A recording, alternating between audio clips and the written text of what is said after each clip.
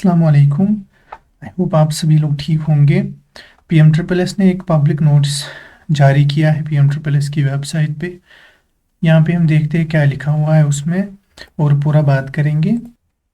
Already मैंने आप लोगों को बताया था डिडुप्लीकेशन कंप्लीट हो चुका है और अब पब्लिक नोटिस आएगी आधार कार्ड के रिगार्डिंग। यहाँ पे पब्लिक नोटिस रिलीज़ कर दिया गया है वेबसाइट पे। लिखा क्या है कि deduplication exercise as per the direction received from ministry of education government of India for academic session 23-24 under special scholarship scheme JK triple S. Kind attention, nodal officers of the institution या triple S JK L beneficiary students में note that the scholarship of the JNK triple S. यहाँ पे लिखा हुआ है कि kind attention nodal officers of the institution, जो scholarship है वो रिलीज़ की जाएगी as per the following guidelines. All the students may contact their respective nodal officers of the institute या कॉलेज या university for Aadhaar authentication process and scholarship will be disbursed only through the Aadhaar payment bridge as mandated in the other scholarships of the NSP। जैसे NSP में biometric करना था वैसे ही PM triple S में भी अब बायोमेट्रिक करना है।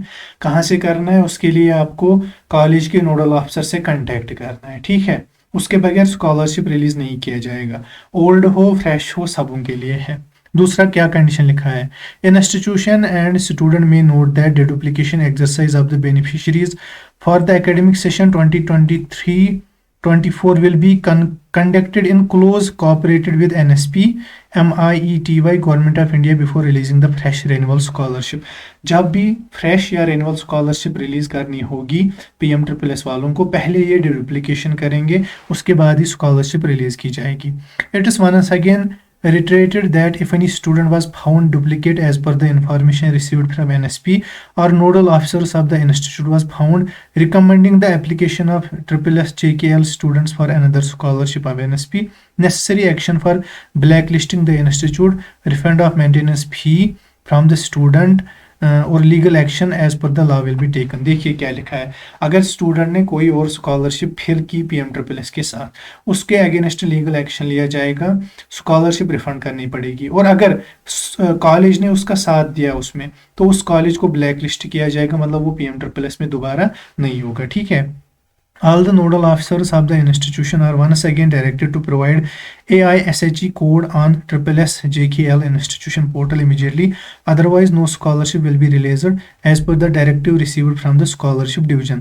तो नोडल ऑफिसर्स को AISHE ये होता है अपने कॉलेज का कोड, ठीक है। मैं आपको बताता हूँ ये कहाँ से पता करते हैं। जैसे NSP का फॉर्म जब हम फिल करते हैं, ये जैसे यहाँ पे लिखा है all India survey of higher education, ये कोड होता है।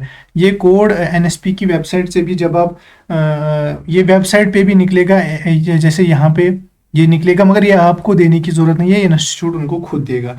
उनको अपना AISHE कोड जो है ऑल इंडिया, जो यहाँ पे फुल फॉर्म इसका लिखा हुआ था all India survey on higher education, ठीक है, तो उनको ये कोड पता होता है, वो उनको खुद प्रोवाइड करेंगे। बस आप लोग जो पहला वाला यहाँ पे लिखा हुआ है कि बायोमेट्रिक आपको करना है, आधार कार्ड साथ लेना है, बायोमेट्रिक करना है, वो आप कर दो, बाकी उन पे छोड़ दो, ठीक है। ये नोटिस उनको दिखा देना बहुत ही इंपॉर्टेंट है, और कोई जो अपडेट होगा वो मैं आप लोगों तक पहुंचा दूंगा तब। Thank you.